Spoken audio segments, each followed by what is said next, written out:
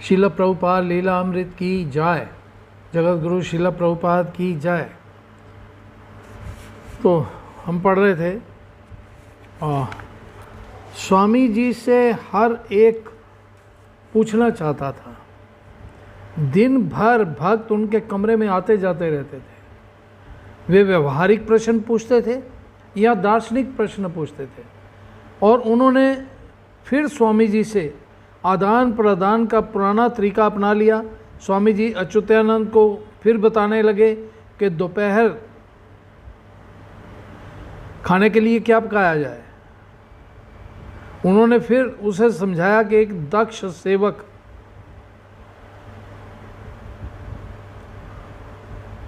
अनुमान लगा लेता है कि उसका स्वामी क्या चाहता है।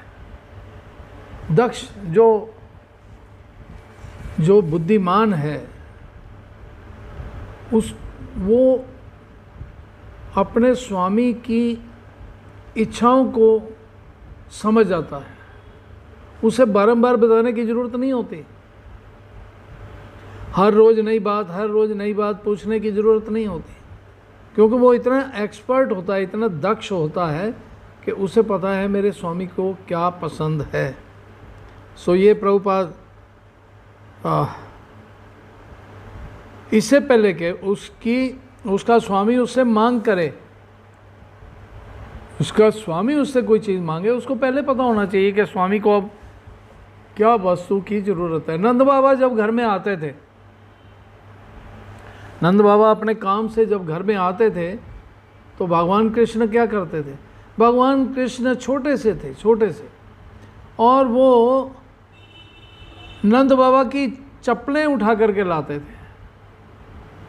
और चप्पल कैसे उठाते थे, उनसे चप्पल उठाई नहीं जाती थी। वो चप्पल को सर पे रख के उठा करके लाते थे और नंद बाबा के सामने ला करके रख देते थे कि घर में पहनने वाली चप्पल की अब ज़रूरत है। नंद बाबा आए हैं घर में तो भगवान इतने इंटेलिजेंट हैं, उनको पता है कि अब बाबा को किस चीज़ की ज़रूरत है।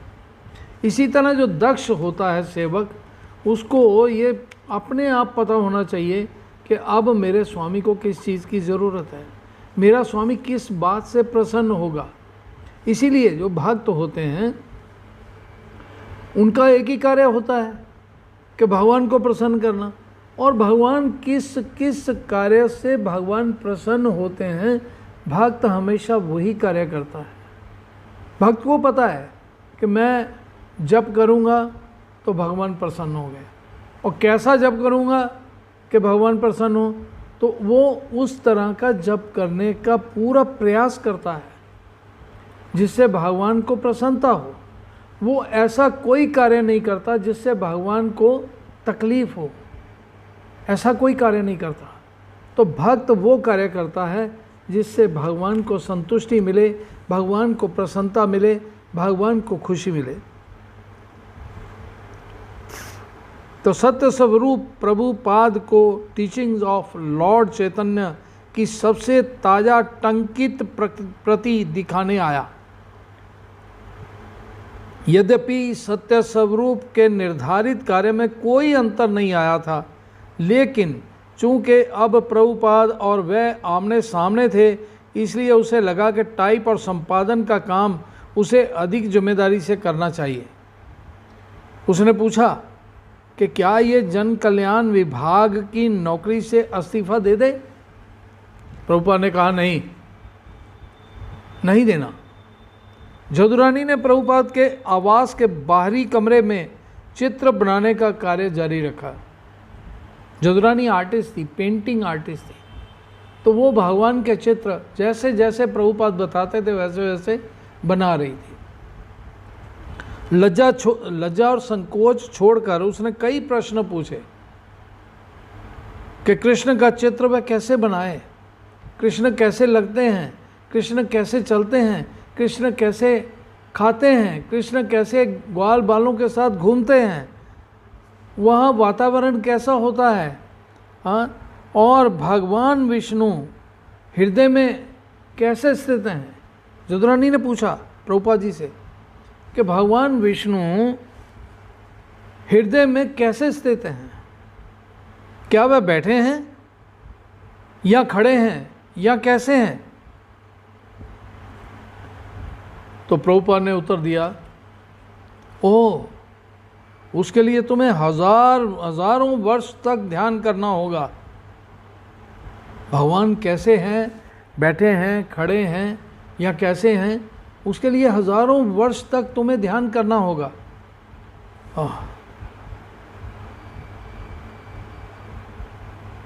जदुरानी ने निराश होकर प्रभुपाद की तरफ देखा, घूरा, और तब प्रभुपाद ने कहा, वे खड़े हैं। भगवान विष्णु हृदय में खड़े हैं,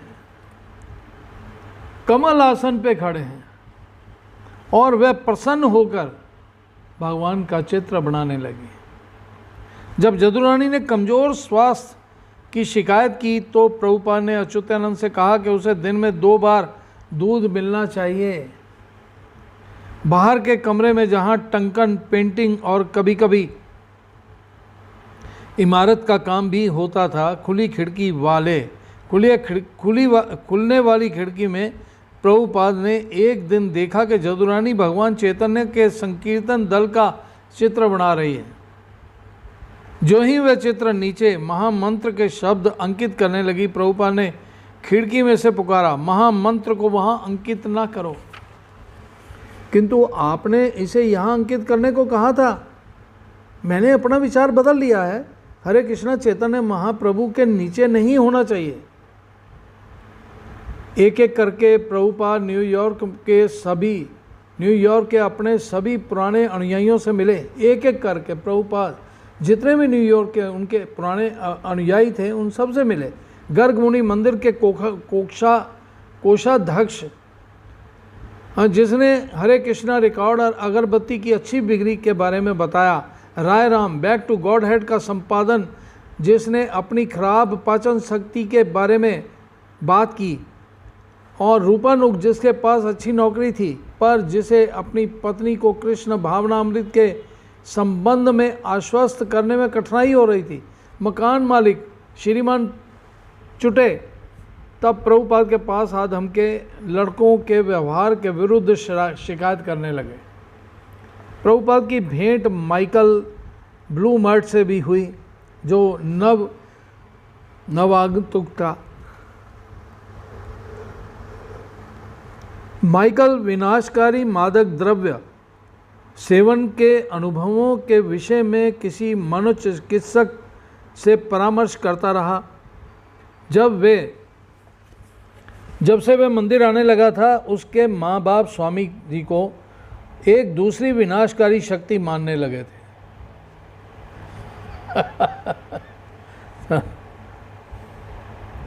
लेकिन स्वामी जी से मिलने के बाद मिसिज ब्लूमर्ट उनकी प्रामाणिकता स्वीकार करने लगी थी, यद्यपि उनके पति को संदेह बना हुआ था।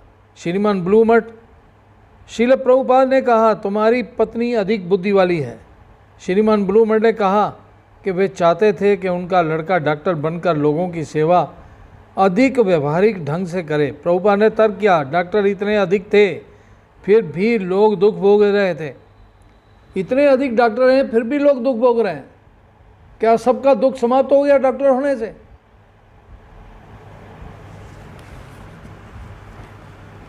प्रभुपाद ने तर्क दिया, परंतु कृष्ण भावना अमृत में डूबा व्यक्ति दूसरे व्यक्ति को दुख से पूर्णतया मुक्ति दिला सकता है। इसलिए कृष्ण भावना अमृत के प्रसार का कार्य अधिक मूल्यवान है।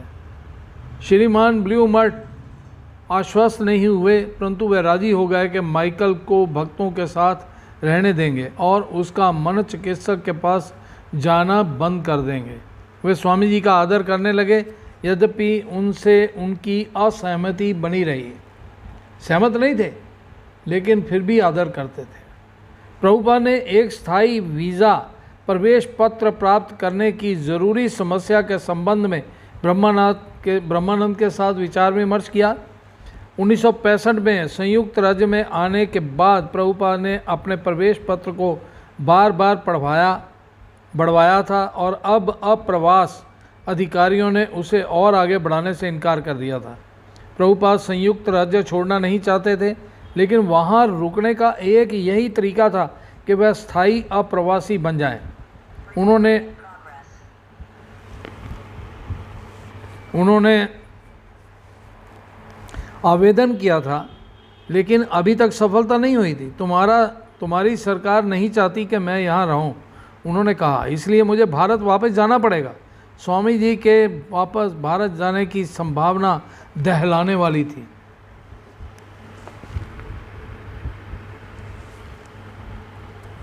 उनके शिष्य केवल ये मानने को तैयार हुए थे कि वह उन्हें छोड़कर संयुक्त राज्य में अन्यत्र प्रचार के लिए जा सकते थे। यदि उन्हें भारत वापस जाना पड़ा, शिष्यों को डर लगा कि वह सांसारिकता में जा फंसेंगे। स्वामी जी उनके आध्यात्मिक जीवन को सहारा प्रदान कर रहे थे, वह स्वामी जी के बिना कैसे रहेंगे। प्रभुपाद भी कुछ ऐसा ही अनुभव कर रहे थे। ब्रह्मानंद को अप्रवास कार्यालय की कार्यवाही में विलंब कराने हेतु एक वकील पाने में सफलता हो गई। उसे निष्कासन का भय जाता रहा।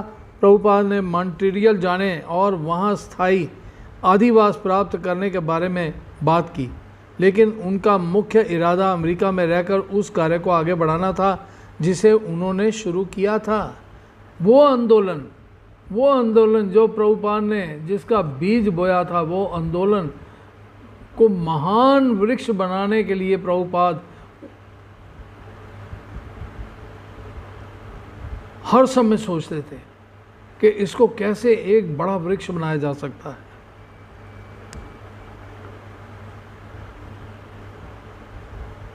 तो लेकिन ब्रह्मानंद ने भगवत गीता के मुद्रण के बारे में रिपोर्ट दी। पांडुलिपि तैयार थी और वह इसके मुद्रण की लागत और स्थान के बारे में विचार कर रहे थे। यद्यपि उस पुस्तक को स्वयं प्रकाशित करने के लिए उन लोगों के पास धन नहीं था। उन्होंने एक प्रकाशक ढूंढ निकालने के कठिन कार्य के बारे में कभी कभी गंभीरता से प्रयत्न नहीं किया था, लेकिन प्रभुपाद ने ब्रह्मानंद को इसके लिए प्रेरित किया। मेरे लिए केवल एक ही आशा है, मेरी पुस्तकें प्रकाशित हों।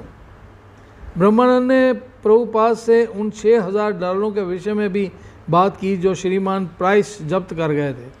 प्रभुपाद ने जोर दिया कि अपराधियों पर मुकदमा चलाया जाए। उन्होंने ब्रह्मानंद को वकीलों से बात करने और श्रीमान प्राइस और श्रीमान टाइटलर को ये बताने के लिए भेजा कि महामहिम आ गए हैं और वह उन्हें अदालत के सामने ले जाएंगे। इस पर वह नरम पड़ गए। श्रीमान टाइलर ने $5,000 के डिपॉजिट में से अधिकतर राशि वापस कर दी और श्रीमान प्राइस ने ब्रह्मानंद को $1,000 फांस लिए थे, उसमें से $750 लौटा दिए। कानूनी सलाह मशवरे में जो $1,000 व्यय हुए थे वे तो जाते रहे, लेकिन प्रभुपाद ने कहा कि शेर से निपटने में खरोंच तो लगेगी ही। शेर से जब निपटोगे तो खरोंच तो लग ही जाएगी। तो कीर्तनानंद को मॉन्ट्रियल लिखे गए एक पत्र में प्रभुपाद ने प्राइस मामले की सफल समाप्ति के बारे में लिखा। तुम्हें यह जानकर प्रसन्नता होगी कि कृष्ण की कृपा से सर कानमन फ्रॉड प्राइस के पेट में गए $5,000 में से मैं $4,227 वापस निकालने में सफल हो गया हूँ। ऐसे लक्षण दिखाई देने लगे कि प्रभुपाद को अपने स्वास्थ्य के विषय में सावधान रहना चाहिए। एलन बर्क के टीवी कार्यक्रम में सम्मिलित होने में उन्हें कठिनाई अनुभव हुई थी। एलन बर्क इस बात के लिए कुख्यात था कि वह सिगार पीता बैठा रहता था और उग्र बातें किया करता था, यहाँ तक कि अपने अतिथियों को अपमानजनक बातें भी सुनाया करता था, और यदि कोई अतिथि बुरा मानता तो बर्क उसे और भी भड़काता था। ये आम बात थी। टीवी कार्यक्रम आरंभ होने के पहले बर्क ने प्रभुपाद से सिगार पीने की अनुमति मांगी थी। प्रभुपाद शालीनतावश राजी हो गए। बर्क ने अपने अतिथि का परिचय वास्तविक स्वामी कहकर कराया था।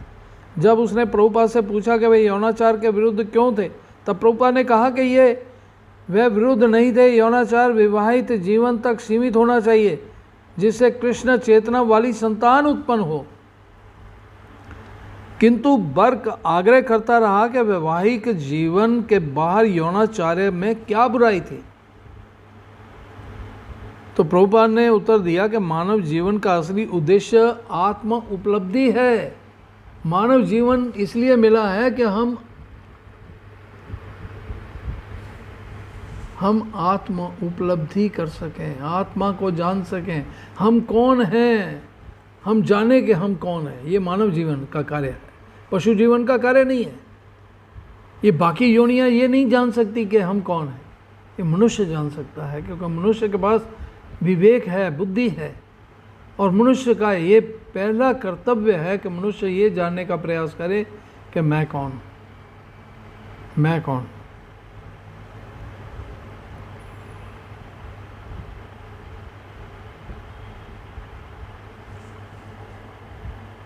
जब किसी का मन यौनाचार के लिए नए नए साथियों की खोज में लगा रहता है, तब आत्म उपलब्धि के लिए आवश्यक मानसिक शांति बनाए रखना बिल्कुल असंभव है, क्योंकि हर समय उसके दिमाग में काम वासना भरी रहेगी, हर समय वो उल्टा सोचता रहेगा। भगवान का क्या, भगवान के बारे में कैसे सोचेगा?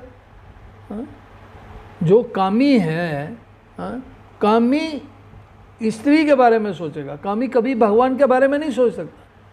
तो यहाँ भगवान की प्राप्ति की बात हो रही है, यहाँ आध्यात्मिकता की बात हो रही है, यहाँ आत्म उपलब्धि की बात हो रही है। तो बर्क इससे सहमत हो गया। वस्तुतः उस दिन उसका व्यवहार सब दिनों से अच्छा रहा। अंत में उसने प्रभुपाद को एक बहुत सम्मोहक सज्जन कहा। और जब श्रील प्रभुपाद मंदिर को लौट रहे थे तो उन्होंने बताया कि टीवी के प्रकाश से उनके सर में इतना दर्द हुआ था, एक बार उन्हें लगा कि वह और अधिक वहाँ नहीं रुक सकेंगे। इसके बाद एक दिन रूपानुग ने, जो प्रभुपाद के आसन के निकट एक व्याख्यान के दौरान बैठा था, देखा कि जब वह बोल रहे थे तो उनका हाथ कांप रहा था। महीनों पहले एक रिकॉर्ड तैयार कर लेने के बाद प्रातःकाल में कीर्तनानंद ने देखा कि प्रभुपाद रात भर सोए नहीं थे। उन्होंने बीच में दिल के रुक जाने और हिल डुल ना पाने की शिकायत की थी। यदि मैं कभी बीमार पड़ूं तो श्रील प्रभुपाद ने कीर्तनानंद से कहा था, तो डॉक्टर मत बुलाना, मुझे अस्पताल मत ले जाना, केवल मुझे मेरी माला देना और हरे कृष्णा जपना, हरे कृष्णा जपना। ये भक्तों का कार्य है। भगवान भक्तों के हृदय में रहते हैं, भगवान भक्तों के मुख में रहते हैं, भगवान हर समय भक्तों के कानों में प्रवेश करते हैं। हरे कृष्णा कृष्ण कृष्ण हरे हरे, हरे राम राम राम हरे हरे। ये तो स्वामी जी के शिष्य उन पर अंकुश लगाना नहीं चाहते थे। कीर्तनानंद ने एक बार ऐसा करने की कोशिश की थी। एवलान ने जब स्वामी जी नाच रहे थे और उछल कूद कर रहे थे और पसीने से तर थे, तब कीर्तनानंद ने आग्रह किया था कि कीर्तन बंद कर दिया जाए, किंतु दूसरों ने उसे संभ्रमित कहा। इसके अतिरिक्त स्वामी जी नहीं चाहते थे कि उन पर अंकुश लगाया जाए। और वह कौन होते थे उन पर अंकुश लगाने वाले? वे कृष्ण के अधिकृत प्रतिनिधि थे, जो किसी भी कठिनाई को पार करने में सक्षम थे। कृष्ण का प्रतिनिधि कृष्ण के लिए जीता है और कृष्ण उसकी हर हालत में रक्षा करते हैं। इसीलिए उसे चिंता की कोई आवश्यकता नहीं होती। वे शुद्ध भक्त थे, वे कुछ भी कर सकते थे। क्या कई बार वे नहीं बता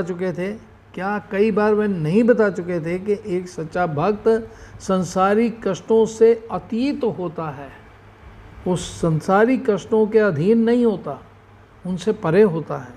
स्वामी जी ने एक शिष्य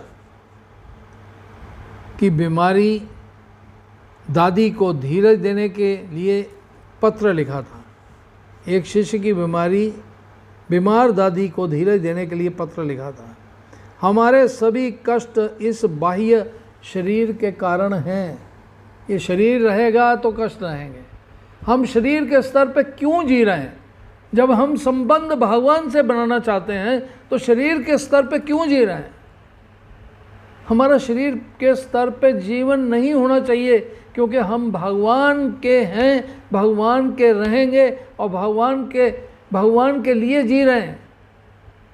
फिर हमें ये शरीर की चिंता क्यों है?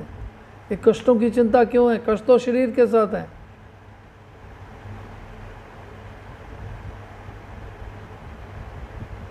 ये शरीर तो एक यंत्र मात्र है। अगर कार खराब हो जाए तो कार को ठीक कराते हो, हाँ? मोटरसाइकिल खराब हो जाए तो मोटरसाइकिल को ठीक करवाते हो। इसी तरह ये कार और मोटरसाइकिल के तुल्य है। वास्तव में मैं शरीर नहीं हूँ। हाँ, मनुष्य को ये सोचना चाहिए कि मैं शरीर नहीं हूँ, मैं शरीर से अलग वस्तु हूँ, शरीर मेरा है, मैंने शरीर का उपयोग करके भगवान श्री कृष्ण को प्राप्त करना है। और यद्यपि कभी कभी हमें शारीरिक कष्ट सहने पड़ते हैं, विशेषकर वृद्धावस्था में, तब भी हम में भगवत चेतना है तो हम कष्ट अनुभव नहीं करेंगे। भक्तों में क्या होता है? भगवत चेतना होती है। इसलिए सबसे अच्छी चीज़ ये है कि हम निरंतर भगवान के पवित्र नाम का जप करें। हरे कृष्णा कृष्ण कृष्ण हरे हरे, हरे राम राम राम हरे हरे। निरंतर भगवान के नाम का जप। तो भक्तों ने लक्ष्य किया कि यद्यपि स्वामी जी किसी की बीमार दादी को अच्छे उपदेश दे सकते थे, परंतु उसके ऊपर जो बीत रही हो उससे कभी प्रभावित होने वाले नहीं थे। यथार्थता वह अपने आप को वृद्धवर्ती कहा करते थे, लेकिन वह अधिकतर अपने व्याख्यानों में वृद्धावस्था की अनिवार्यता दिखाने के लिए कहते थे। भक्तों के लिए प्रभुपाद का स्वास्थ्य अच्छा दिखाई देता था। उनके नेत्र आध्यात्मिक संवेगों से चमकते रहते थे। उनका रंग साफ और सुनहरा था। उनकी मुस्कान से उनकी स्वस्थता और निरोगता प्रकट होती थी। एक बार एक लड़के ने कहा, स्वामी जी की मुस्कान इतनी ओजस्वी है कि उसे सांड और लोहे की कीलों का स्मरण हुआ था। स्वामी जी ठंडे पानी से नहाते थे, लोअर ईस्ट साइड में प्रातःकालीन भ्रमण के लिए जाते थे, मृदंग बजाते थे, खूब खाते थे। यदि उनके शिष्य इसमें कोई कमी भी कराना चाहते तो वह क्या कर सकते थे? उनके कुछ शिष्यों ने सचमुच उन्हें ईस्ट विलेज थिएटर में कॉस्मिक लव इन के विवादग्रस्त कार्यक्रम में जाने से रोकने की कोशिश की थी, लेकिन ये उनके स्वास्थ्य के कारण नहीं था। वह उनके संयुक्त राज्य में अधिवास के केस को सुरक्षित बनाना चाहते थे। श्रील प्रभुपाद लव इन कार्यक्रम में लुई अबोलाफिया के लिए धन संग्रह हेतु आमंत्रित किए गए थे। लुई अबोलाफिया संयुक्त राज्य के राष्ट्रपति पद के लिए लव एंड पीस की ओर से अभ्यर्थी थी। उस कार्यक्रम में एलन गिन्सबर्ग, टिमोथी लेयरी और अन्य कलाकार पूरे रॉक बैंड के साथ सम्मिलित हो रहे थे। लेकिन जब प्रभुपाद के वकील ने सुना कि प्रभुपाद कार्यक्रम में जा रहे हैं तो उसने कहा कि इससे उनका वीज़ा का केस खटाई में पड़ सकता है। कुछ लड़कों ने वकील के मत के आधार पर प्रभुपाद के जाने का विरोध किया। प्रभुपाद सहमत हो गए और अच्छा होगा कि यदि वह ना जाएं, लेकिन कॉस्मिक लव इन कार्यक्रम के दिन उनका विचार बदल गया और उन्होंने जाने का निश्चय कर लिया।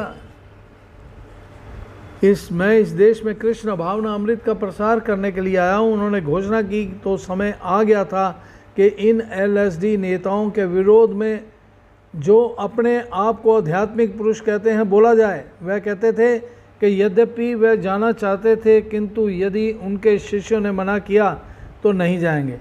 पर अंत में उन्होंने केवल ये कहा कि वे जाएंगे, बस बात खत्म हुई। मई के अंतिम सप्ताह में प्रभुपाद अपने आप को बिल्कुल निःशक्त अनुभव करने लगे। वे दिल धड़कने की बात करने लगे, ये आशा करते हुए 1-2 दिन में वह लक्षण समाप्त हो जाएंगे। कीर्तनानंद ने प्रभुपाद से प्रार्थना की कि वह आराम करें और किसी से मिले नहीं, लेकिन प्रभुपाद की दशा बिगड़ती गई। कीर्तनानंद कह रहे हैं कि प्रभुपाद शिकायत करने लगे कि उनकी बाईं बाह ठीक से काम नहीं कर रही थी और तब उनकी बाईं ओर ऐंठ होने लगी और उनकी बाईं बाह में असहाय तनाव होने लगा। उन्हें रहस्यमय ढंग से आंतरिक और मानसिक पीड़ा होने लगी। अच्युतानंद कह रहे हैं, रविवार का दिन था, मेमोरियल डे दिवस के 2 दिन पहले, और हम लोगों ने नगर के एक हॉल में अपराह्न बृहद कार्यक्रम का आयोजन किया था। मैं स्वामी जी को लेने ऊपर गया क्योंकि अन्य सभी भक्त तैयार थे। स्वामी जी लेटे थे, उनका चेहरा पीला हो गया था। उन्होंने कहा, मेरा हृदय देखो, और मैंने उनके हृदय में थरथराता कंपन अनुभव किया। मैं नीचे गया, लेकिन मैं हर एक को आगाह करके तहलका मचाना नहीं चाहता था। मैं कीर्तनानंद के पास गया और धीरे से कहा, स्वामी जी को एक तरह की दिल की बीमारी, हल्की धड़कन हो रही है। और तुरंत हम दोनों ऊपर चले गए। स्वामी जी ने कहा, यहाँ मालिश करो। मैंने उनकी छाती को मलना शुरू किया। उन्होंने बताया कि ये कैसे करना चाहिए। वे बोले, अन्य लोग चले जाएं और अच्युतानंद यहाँ रहे। यदि कुछ हुआ तो वह तुम लोगों को बुला लेगा। इसलिए अन्य लोग चले गए। कार्यक्रम संपन्न हुआ। मैं प्रतीक्षा करता रहा। 1-2 बार उन्होंने मुझे बुलाया और तेज़ी से अपनी छाती पर मालिश करवाई। तब उन्होंने नज़र उठाई, उनका पीला रंग वापस चला गया। मैं मुंह खोलकर उनकी ओर देख रहा था। मुझे समझ नहीं आ रहा था मुझे क्या करना। उन्होंने देखा और मुझे कहा, तुम बेकार क्यों बैठे हो, हरे कृष्ण का जप करो। शाम को धड़कन फिर हुई, लेकिन मैं उनकी बगल के कमरे में सोया। काफ़ी रात गए। उन्होंने मुझे बुलाया और फिर मालिश करवाई। कीर्तनानंद, मंगलवार मेमोरियल डे को तीसरे पहर मैं स्वामी जी के साथ उनके कमरे में बैठा था। जब नीचे कीर्तन चल रहा था, स्वामी जी को ऐंठ फिर अनुभव हुई। उनका चेहरा अकड़ने लगा, नेत्र घूमने लगे। तब अकस्मात स्वामी जी पीछे गिर गए और मैंने उन्हें संभाल लिया। वह जोर से सांस ले रहे थे। हरे कृष्णा। तब हर वस्तु रुक गई। मैंने समझा अंत आ गया है। तब वह सांस लेने लगे और जप करने लगे, परंतु उनका शरीर पर उनका नियंत्रण नहीं लौटा। ब्रह्मानंद कह रहे हैं कि मैं कीर्तनानंद के साथ वहाँ था जब वह मेमोरियल डे के सप्ताह अंत था। हम समझ नहीं सके कि स्वामी जी को क्या हो गया है। वे बैठ नहीं सकते थे, करा रहे थे, और कोई भी नहीं जानता था कि क्या हो रहा था। और मैंने और कृष्णानंद ने उनकी नर्स के तौर पर परिचर्या हर कठिन से कठिन तरीके से। मुझे बाहर जाकर उनके लिए एक बेड पेन खरीदना पड़ा। प्रभुपाद के बाएं अंग को लकवा मार गया। उन्होंने कहा कि उनके गुरु महाराज का एक चित्र उनके सामने दीवार पर लगा दिया जाए। ये सोचकर प्रभुपाद अपना शरीर छोड़ने की तैयारी कर रहे हैं और अंत में अपने आध्यात्मिक गुरु का ध्यान लगाना चाहते हैं। अच्युतानंद ने चित्र को प्रभुपाद के सामने वाले दरवाजे पर टेप के चिपका दिया। भक्त उनके आवास के सामने वाले कमरे में प्रविष्ट हुए। प्रभुपाद ने उन्हें हरे कृष्णा जपने को कहा। तब उन्होंने उनसे कृष्ण की उनके नरसिंह रूप की प्रार्थना करने को कहा। सत्य स्वरूप कह रहे हैं कि स्वामी जी ने कहा कि हमें भगवान नरसिंह देव की प्रार्थना करनी चाहिए कि मेरे गुरु महाराज ने अपना कार्य समाप्त नहीं किया है। बारी बारी से हमसे अपने शरीर की विभिन्न अंगों की भिन्न भिन्न समय पर मालिश कराते थे और तब उन्होंने हमें नीचे जाने और रात भर कीर्तन करने को कहा। जदुरानी कह रही है, उन्होंने हमें भगवान नरसिंह की प्रार्थना सिखाई। वह एक एक करके शब्द बोलते गए, मैं लिखती गई। मैंने सैन फ्रांसिस्को और मॉन्ट्रियल के मंदिरों को फ़ोन किया और प्रार्थना बतलाई। स्वामी जी ने कहा, तुम्हें कृष्ण से प्रार्थना करनी चाहिए कि मेरे गुरु महाराज ने अभी अपना कार्य समाप्त नहीं किया है, इसलिए उन्हें पूरा करने दें। दामोदर कह रहा है, मैं मंदिर में गया, नीचे कोई नहीं था, इसलिए कुछ मालाएं फेरने के लिए मैं वहाँ बैठ गया। तब एक भक्त बहुत घबराया हुआ नीचे आया। मैंने पूछा क्या हो रहा है। जब उसने मुझे पूरी स्थिति बताई तो मैं भागकर ऊपर गया। सभी लोग दूसरे कमरे में बैठे थे जहाँ दीवार की खिड़की से स्वामी जी को देखा जा सकता था। सब अपनी अपनी माला फेर रहे थे। जदुरानी सबको कागज़ के छोटे छोटे टुकड़े दे रही थी जिन पर कुछ लिखा था। उसने बताया, स्वामी जी चाहते हैं कि हम प्रार्थना करें।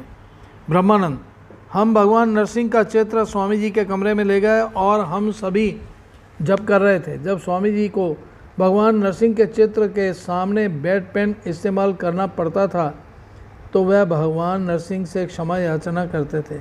वे समझ रहे थे कि भगवान नरसिंह उनके ठीक सामने बैठे थे और मैं उसे एक चित्र समझता था, किंतु स्वामी जी मानते थे कि वहाँ स्वयं भगवान नरसिंह देव बैठे थे।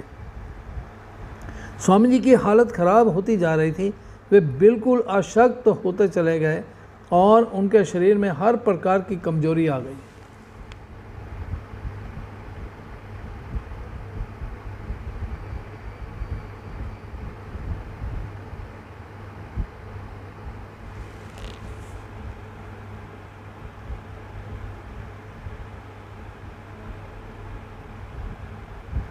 मुझे कोई डॉक्टर नहीं मिल पाया क्योंकि वह मेमोरियल दिवस था और सब कुछ बंद था। मैंने अपने फैमिली डॉक्टर को भी फ़ोन किया किंतु वह घर पर नहीं थे। हर एक अवकाश पर चला गया था क्योंकि मेमोरियल दिवस पर हर व्यक्ति नगर छोड़ देता है। मैं किसी को नहीं पा सका। मैंने अस्पतालों और डॉक्टरों को टेलीफोन किया लेकिन मुझे कोई नहीं मिल पाया। अंत में न्यूयॉर्क सिटी मेडिकल डिपार्टमेंट के आपात नंबर पर संपर्क करते हुए मुझे एक डॉक्टर मिला। डॉक्टर आया, वह जोर से बोलने वाला वृद्ध आदमी था।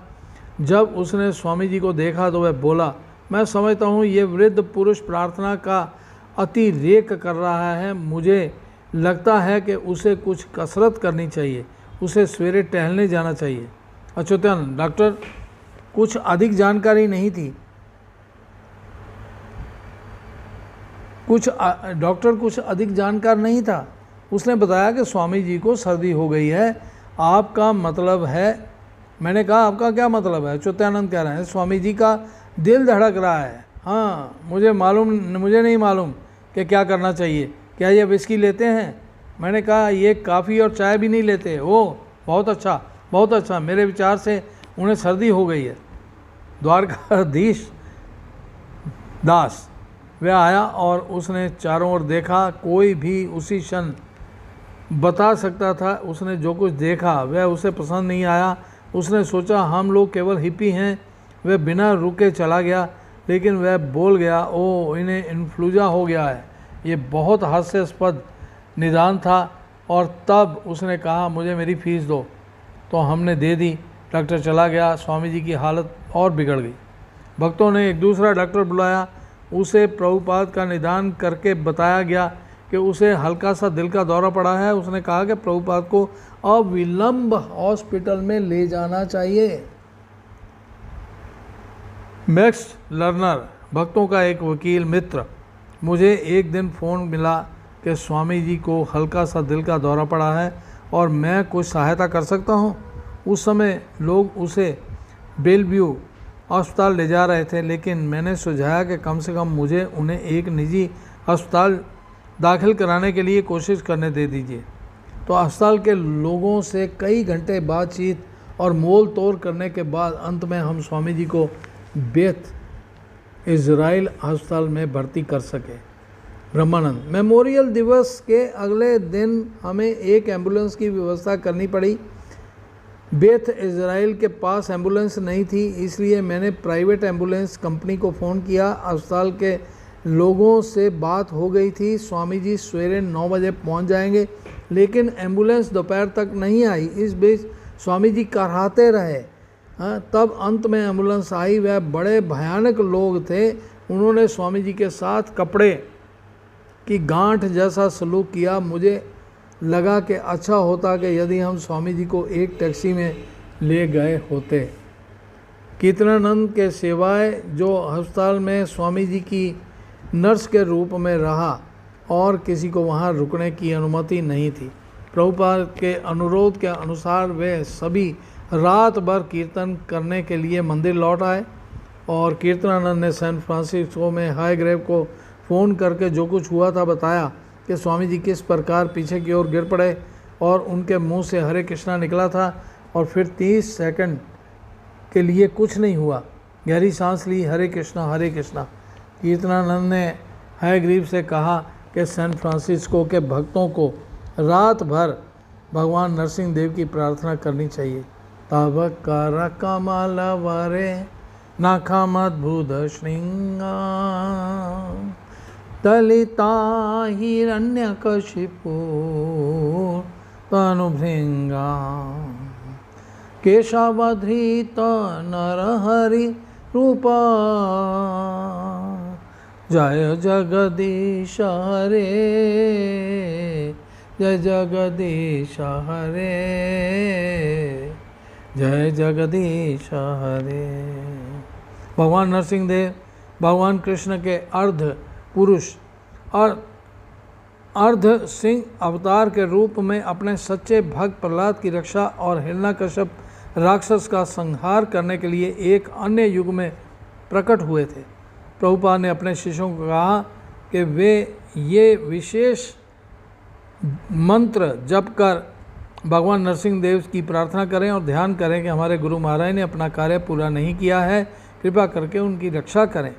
लड़के मंदिर में गए और एक साथ प्रार्थना करने लगे, लेकिन कुछ घंटे बाद वह सो गए। वे विश्राम करना चाहते थे जिससे वह दूसरे दिन अस्पताल जा सकें। हरे कृष्ण कृष्ण कृष्ण हरे हरे, हरे राम राम राम हरे हरे। श्रील प्रभुपाद की जय। ठीक है, बहुत बहुत धन्यवाद। हरे कृष्ण।